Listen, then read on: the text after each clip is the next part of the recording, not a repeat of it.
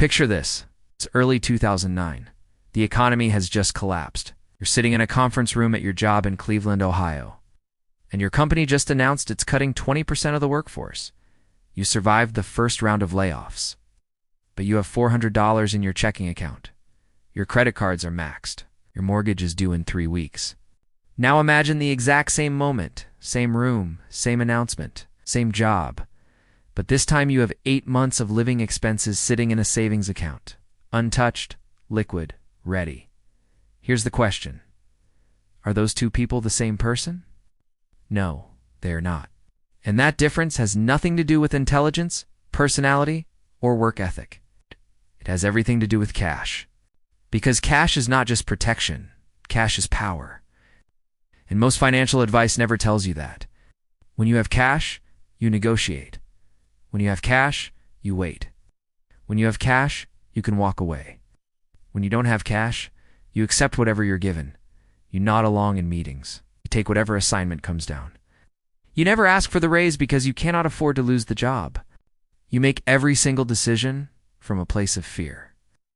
This is the hidden cost of not having money that nobody talks about. It's not just the bills you can't pay.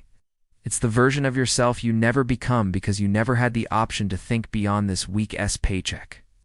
Let's look at the numbers, because they're disturbing. The Federal Reserve conducts an annual survey on household finances. The most recent data found that nearly half of all American adults, minus 45%, could not cover an unexpected $400 expense without borrowing money or selling something. A $400 expense. That's a car repair, a medical copay, a broken appliance. This is not a catastrophe. It's Tuesday. But here's what that statistic doesn't capture. It doesn't capture what it feels like inside someone's mind when they are one small shock away from crisis. Every single day, the constant background calculation of whether you can afford lunch, the lying awake at 2 a.m. running the numbers again, it's a quiet terror every time your car makes a sound you don't recognize. That experience has a name. In 2013, researchers from Princeton and Harvard published a landmark study on something they called the psychology of scarcity. They studied farmers in India, measuring their cognitive performance before and after the harvest, meaning once when they had cash and once when they didn't. Same people, same brains. But before the harvest, when money was tight, these farmers scored significantly lower on cognitive tests. Their measured IQ dropped. Their ability to make long-term decisions declined. The researchers estimated that financial stress was consuming the equivalent of 13 IQ points, roughly the same cognitive impairment as going a full night without sleep. 13 IQ points? It's not because those people were less smart. Because their brains were too busy managing scarcity to think about anything else. The researchers called it tunneling. When you're financially stressed, your mind locks onto the immediate threat and shuts out everything else. Long-term planning disappears. Strategic thinking disappears. You're running on survival mode, and survival mode is expensive. Think about what that means in practical terms. The person without a financial cushion stays in a job they should leave because they coup and afford a gap in income. They avoid asking for a raise because confrontation feels too risky. They skip the doctor because the copay isn't in the budget. They defer the car repair until the car breaks down completely. They buy groceries at convenience stores because they can't afford to buy in bulk. Economists call this the poverty premium. Oh. Being financially vulnerable costs money. You pay more for car insurance because you can't pay annually. You pay more for credit because your risk profile is higher. You pay more for housing because you can't put down a deposit. You pay more for everything because you're always buying in the smallest possible quantity at the worst possible time. But here's the part that doesn't show up on any balance sheet. You also pay with your attention, your focus, your capacity to imagine a future beyond this month. Now let's flip it. What actually changes when someone builds up 6 months of cash reserves? The obvious answer is they can handle emergencies. A job loss becomes a serious problem instead of a catastrophe. A medical bill is an expense instead of a spiral. That's true. That's the least interesting part. The real change is what happens in your mind. When you know you have a real financial cushion, the background noise goes quiet. You stop scanning for threats. You stop calculating.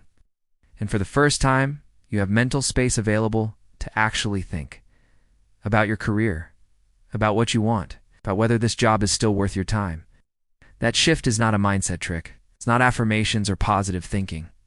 It's a material change that produces a cognitive change. The research is clear. You cannot think strategically when you are materially desperate. But when the material condition changes, the thinking follows automatically. Have you ever felt that tightness in your chest when an unexpected bill arrives? Or that sinking feeling when you realize your paycheck is already spent before it even hits your account? We've all been there. It's a feeling of being trapped, of not being in control. But what if I told you there's a simple, powerful tool that can change everything? A tool that can give you freedom, peace of mind, and the power to say no to things that don't serve you. That tool is cash. Now, I know what you might be thinking. Cash, in this digital age? Isn't everything about credit cards, online payments, and cryptocurrency now? And yes, those things have their place. But we've become so reliant on digital money that we've either forgotten the fundamental power of having cold, hard cash on hand.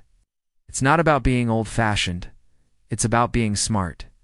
It's about building a foundation of financial security that no digital glitch or economic downturn can shake. Let's talk about what financial security really means. It's not about being a millionaire or having a garage full of luxury cars. It's about having options. It's the ability to handle a medical emergency without going into debt. It's the freedom to leave a job that's draining your soul because you have a cushion to fall back on. It's the peace of knowing that if your car breaks down, it's an inconvenience, not a catastrophe. Financial security is about sleeping soundly at night, knowing you can weather the storms that life inevitably throws your way, and the cornerstone of this security, solid cash reserve. I'm talking about an emergency fund. This isn't your investment portfolio or your retirement account. This is liquid, accessible money set aside for one purpose only: emergencies. The standard advice is to have 3 to 6 months' worth of living expenses saved up. Think about that for a moment. If you lost your job today, could you cover your rent, bills, and food for the next 6 months without panicking? If the answer is no, don't worry. You're not alone, and today is the day we start changing that. Building an emergency fund can feel like a monumental task, especially if you're living paycheck to paycheck. But it's about starting small and being consistent. The journey of 1,000 miles begins with a single step, right? Start by aiming to save your first $1,000. Automate it. Set up a recurring transfer from your checking account to a separate high-yield savings account, even if it's just $20 or $50 a week. The key is to make it automatic and treat it like any other bill. You'll be surprised how quickly it adds up when you're not actively thinking about it. Once you hit that first $1,000 milestone, you'll feel an incredible sense of accomplishment and a tangible reduction in your financial anxiety. That $1,000 is your first real buffer against life's little curveballs.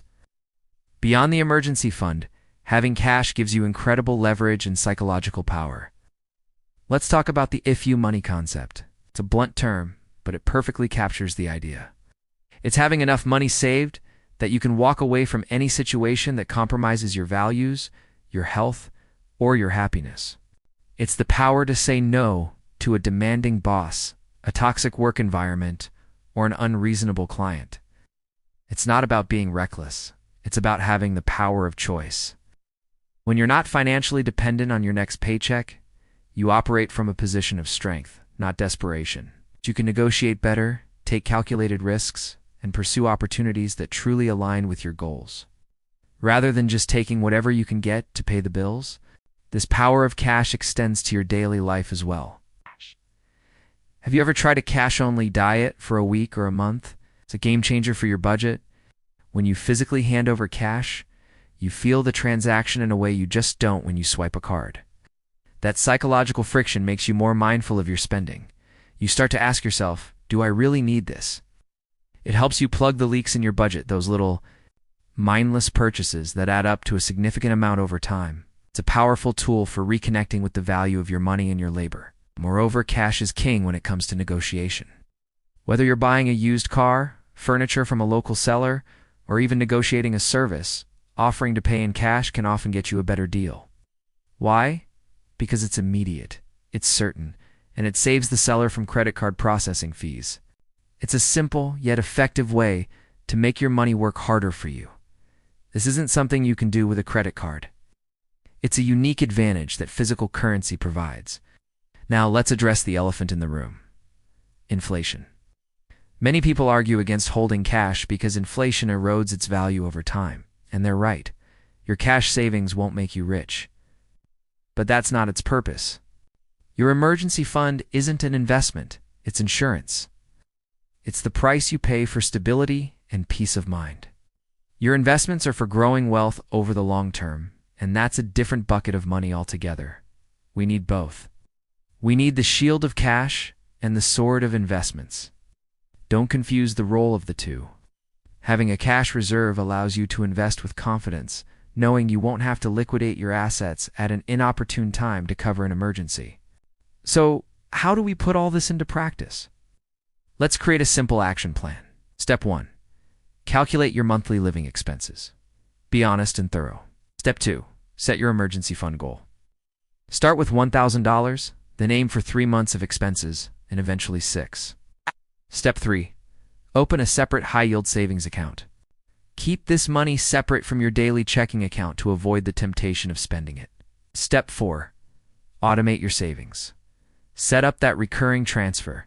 Pay yourself first. Step 5.